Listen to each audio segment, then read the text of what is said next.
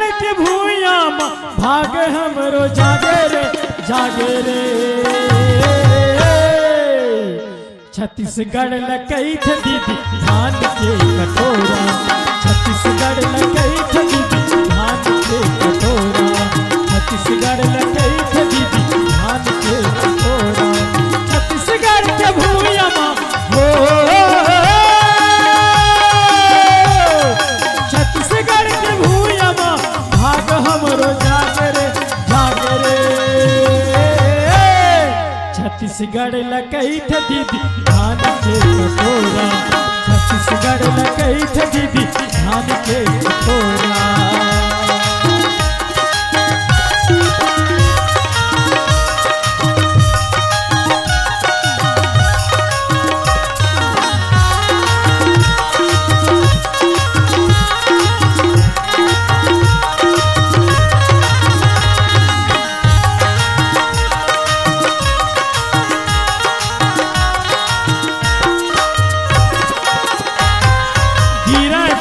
चूहे छन मेज का छड़े थान जी, मेज का छड़े थान। आगे आसार हो गए कौन है किसान जी, कौन है किसान।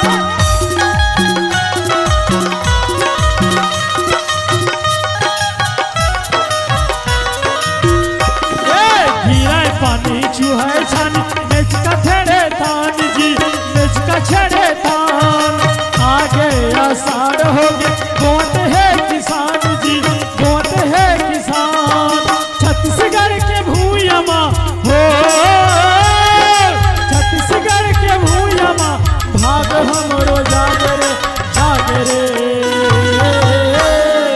छत्तीसगढ़ लकई थ दीदी धान के कटोरा, छत्तीसगढ़ लकई थ दीदी धान के कटोरा, छत्तीसगढ़ लकई थ दीदी धान के कटोरा।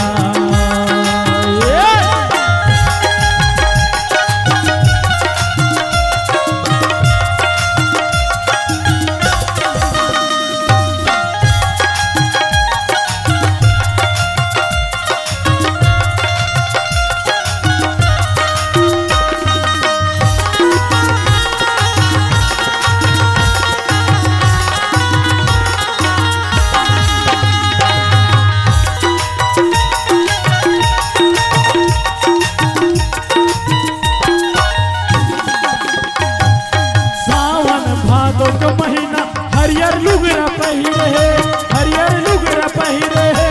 आई से कार्तिक महीना खेत खलिहान भरे है, खेत खलिहान भरे है।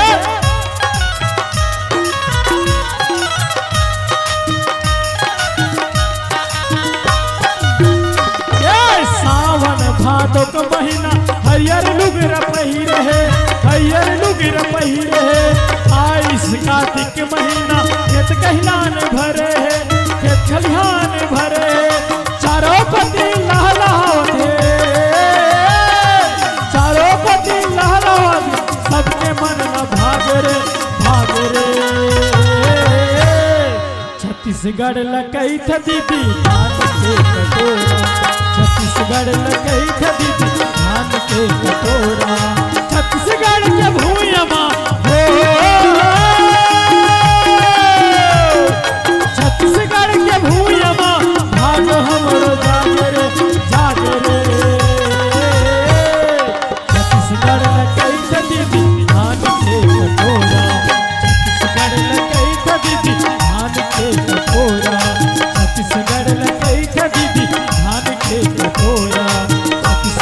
लकई थ दीदी धान के कटोरा, छत्तीसगढ़ लकई थ दीदी धान के कटोरा, छत्तीसगढ़ लकई थ दीदी धान के कटोरा, छत्तीसगढ़ लकई थ दीदी धान के कटोरा, छत्तीसगढ़ लकई थ दीदी धान के कटोरा, छत्तीसगढ़ लकई थ दीदी धान के कटोरा, छत्तीसगढ़ लकई थ दीदी धान के कटोरा। बोल छत्तीसगढ़ महतारी की।